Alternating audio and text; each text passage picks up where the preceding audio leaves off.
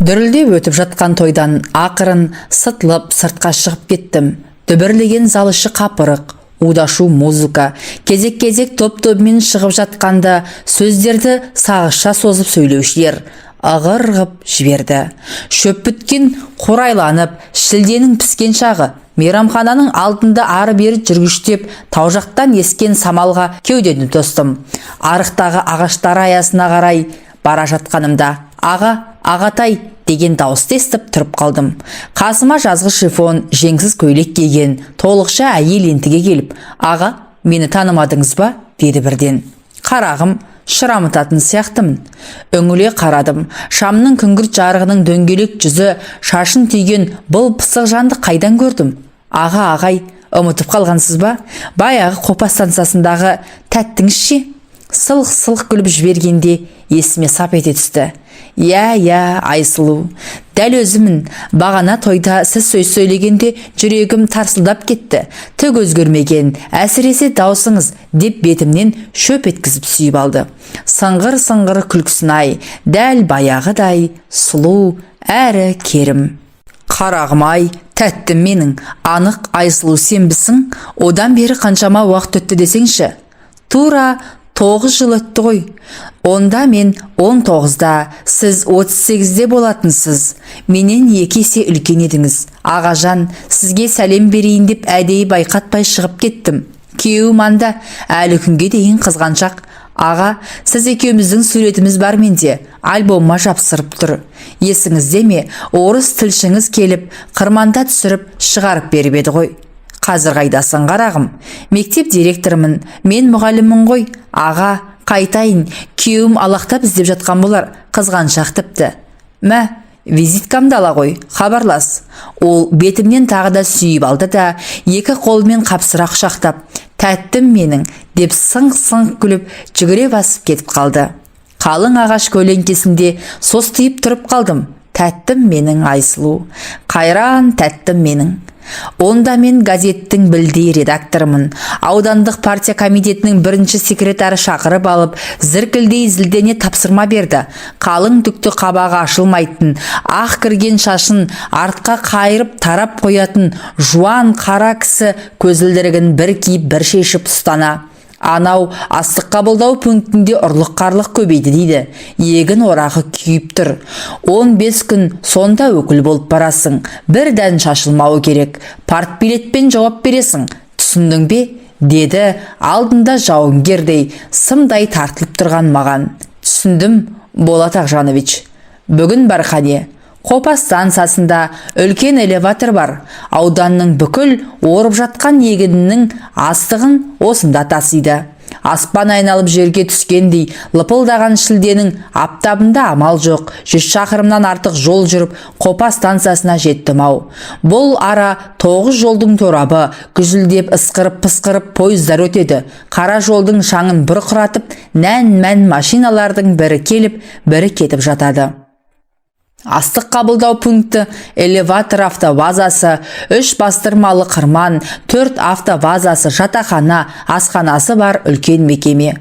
Осының бәрінің директоры бұрыннан танитын жасы келген буырыл мұртты жамағайын ағайым мені көріп қуанып қалды. Болат Ақжанович айтты, сені өкіл болып келеді деп. Биыл егіннің тұнып бітік шыққаны ай. 5 жыл бұрын 7 миллион пұт жинап едік. Биыл аудан 10 миллионға жетейін деп тұр. Жүр, саған бөлек жай, тыныш жерден дайындап қойдым, деп бурыл мұртын сипап жатын орнымды көрсетті. Бұл аудан облыс басшылары келсе тынығатын жер еді. Сенен інім, несін аяйын, өзің демал, ішінде бәрі бар, тамағыңды осында алып келіп беретін болады, деп бастық ағам шаруасын асықты. Пойыз жолдың астыңғы беті жусанды, сағымды, буған дала, ары қарай жел суарған, күн шыжғырған, сексеуілді құм дөңір. Ал тау жақ беті түгел егістік. Қазір сары алтындай толқып, шалқып ұшы қиырына көз жетпейді. Тың көтеру деген Хрущевтің ұранымен бұрын мал жайылымы болып келген алып алқапта соқа түсіп, айдап тастапты. 4-5 жыл ғана бір өнім береді, ал қалған уақытта аңызаққа күйіп, қу сабағы сорайып, комбайн түсуге де жарамай қалады.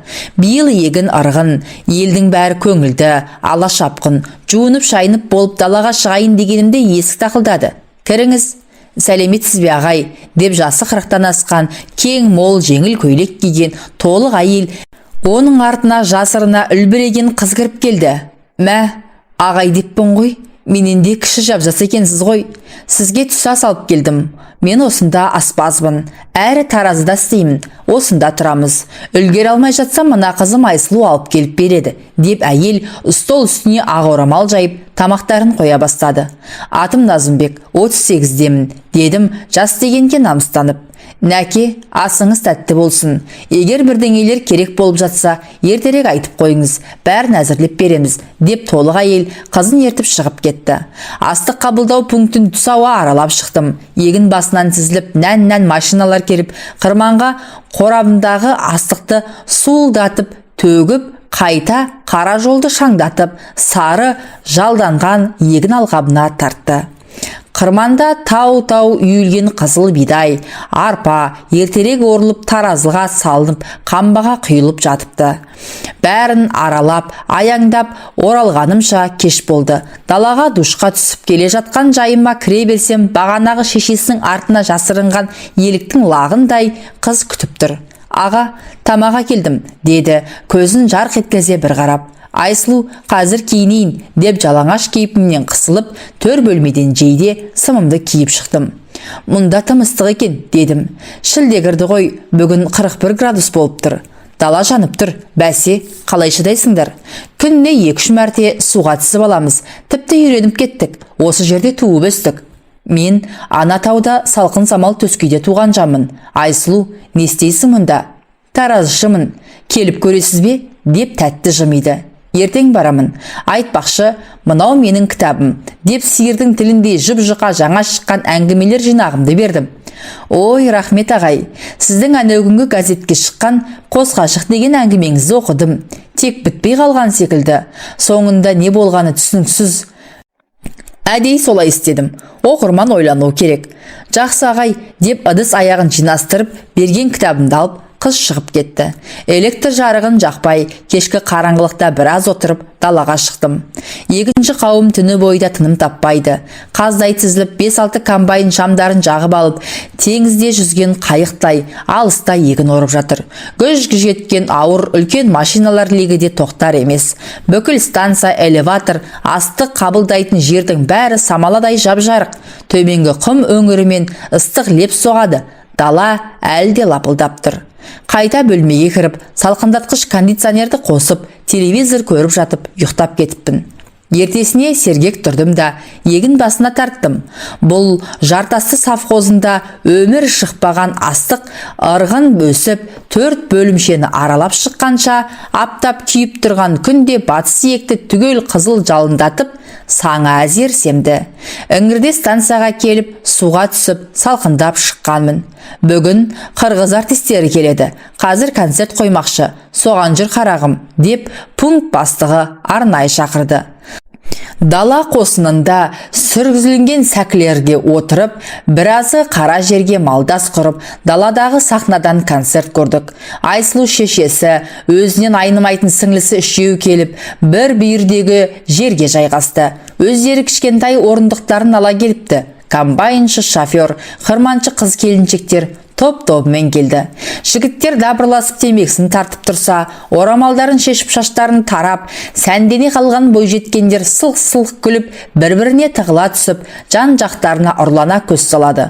Ауыл шаруашылығы институтының студенттері лаборант қырманшы болып бөлек жатақханада жатады.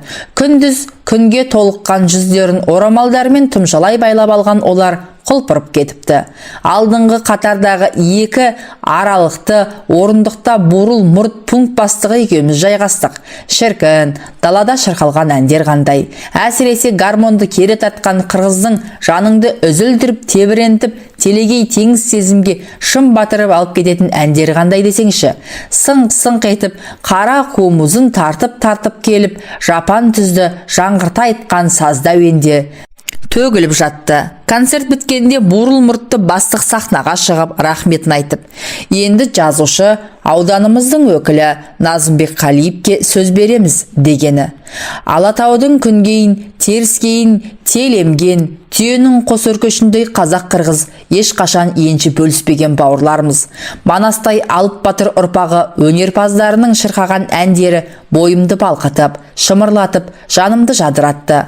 Өнерлеріңіз өрге жүзсін, өмірде де, өнерде де биіктен көрініңіздер дегенімде бәрі түк тұрып қол соқты. Анадай жерде шам жарығында жанары жарқылдап, аппақ тістерін көрсете күліп, Айсұлу шешесі екеуі алақандарын аямай шапалақтап тұрғанын көзім шалды. Студент қыздар да кете қоймай шоғырланып, маған тақап, жазушы ағай, кітабыңызды бересіз бе? Не жөнінде жазасыз? Махаббат туралы жазғандарыңыз бар ма? Деп сұрақтарды төпелеп қоя жөнелді. Бұл Назымбек Қалиев деген ағаларың өте мықты жазушы. Біздегі кітапханаға кеше кітабын беріп қойған. Содан алып оқыңдар.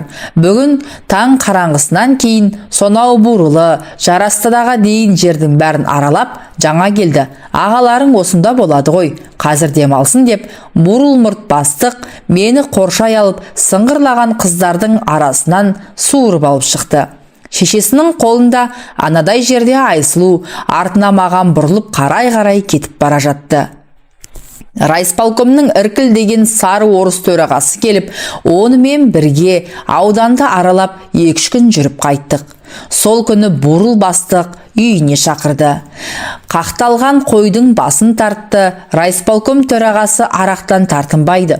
Құдықсы келді. Қанша ішсе де мас болмай, быршып терлеп, қызара бөртіп отыра беретін дөңбектей ірі жан. Оны шығарып салған соң бас инженер арық көзілдірікті бұжыр бет, қартпа қара кісі қонаққа шақырып тұр. Аға, әуре болмаңызшы, мен кешке қаға жазатын едім. Дәстүр солай қарағым, алыстан 6 жасар бала келсе, 60-тағы шал келіп сәлем береді деген қазақпыз. Ықылас пейіліңізге рахмет аға, деп әзер сұранып қалдым.